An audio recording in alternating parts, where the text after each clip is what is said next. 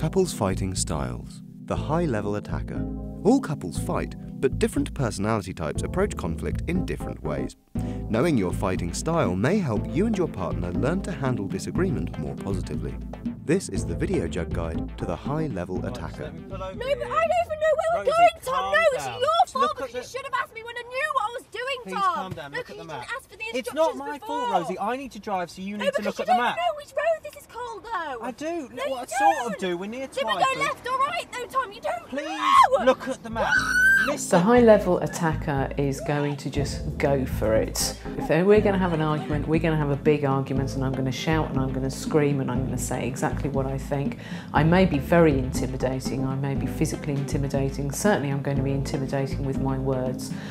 They've probably come from a background where there's been a lot of conflict, a lot of fighting, and actually they've learnt to survive by standing their corner. And for them, every single attack is very much about their security, their safety and their survival. Therefore, if you're going to pick an argument with them, they have got to win at all costs, and the way they will do it is by fighting and fighting and fighting. There aren't many positive aspects to the high-level attacker, apart from the fact that they are the ones that survive in the world, but they survive at a cost, and that cost is often to do with their relationships and to do with intimacy. After a while, people get incredibly nervous of raising any kind of issue with them, whether that's in the workplace, certainly within the relationship. So issues go completely unsaid, things go unresolved, and what's more likely to happen is that a partner just disappears and doesn't come home one day, rather than risking having a discussion and trying to sort something out, or saying that the relationship's not working. This is that we're on, so why are you asking me from here? Rosie, you're not helping. Please, I can you look at the can't map? tell We need to you get on from the this A4 road. If you're a high-level attacker, I think one of the first things you need to do is actually get in touch with your own vulnerability, to actually recognise that the reason you're doing this is because you're actually very scared of losing, but really think about what losing means. What is it that you're frightened of losing? Because if you're frightened of losing the relationship, then actually carrying on with this is inevitably going to mean that you probably will. So really think about what it is that's making you feel vulnerable, and think about how you can actually address those needs. If you have got issues in childhood that need addressing, then go and get some help, go and get some counselling and address those, so that you don't continue to sabotage future relationships. At a very practical level, the high-level attacker can just really benefit from some sort of anger management techniques.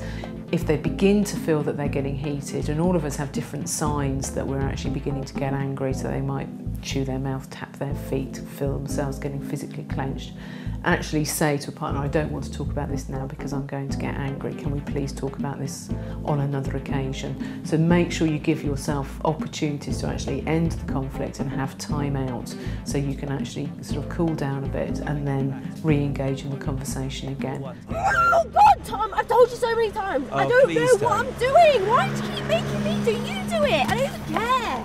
If you're the partner of a high-level attacker, then chances are this is quite difficult for you. Or of course you may be a high-level attacker yourself. You may have both come from family backgrounds where this is what you're used to, or you may have come from a background where you were used to being shouted a lot, and unfortunately this is history repeating itself.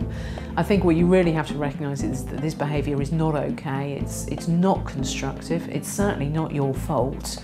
This is something that your partner does need to address. In order for your relationship to survive, they need to learn to manage their temper and learn to argue well. So finding a time when there isn't any conflict, when you can sit down calmly and in a very reassuring way say, look, we really need to look at a better way that we can argue, a better way that we can manage our differences, because I do really value you and I do want to really be with you, but we need to find a way that we can do this that is mutually acceptable for both of us.